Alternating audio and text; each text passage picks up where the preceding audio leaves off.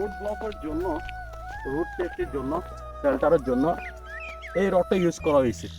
মাটি সরে যায় দুই পাশে, ওটা থেকে বাঁচার জন্য, একটু শেল্টারের জন্য সড়ক পরিবহন কি করছে, এই রুটটা মেরামত করতে গিয়ে এই রডটা ব্যবহার করছে, যার কারণে রড ছিঁড়েই আপনার রোডের মাঝখানে চলে আসছে। দেখছেন, কোনো বাইক যদি হুট করে কোনো বাইক যদি না দেখে কোনো অকারেন্স ঘটে যায়, দুর্ঘটনা ঘটে যায়, তাহলে দায়ী কে?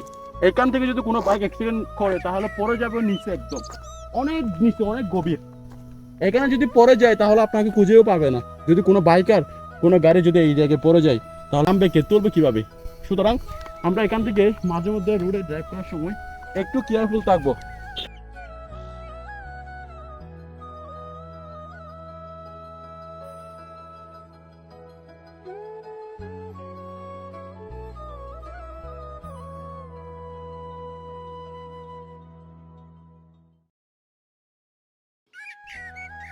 প্রশাসন অবশ্যই এদিকে একটু নজর দিবেন, কারণ এটা হচ্ছে মানুষের চলার পথ।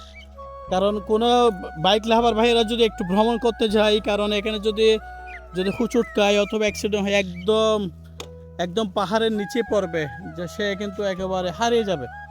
যাকে বলে জীবন নিয়ে আসতে তো পারবে না। এটা প্রশাসনের, সরকারের ভাবমূর্তি নষ্ট হবে। ওই প্রশাসনকে একটু নজর দেওয়ার দরকার। কাপ্তাইয়ের পথে এই দুরবস্থা, রাস্তার হাল এই দুরবস্থা হয়,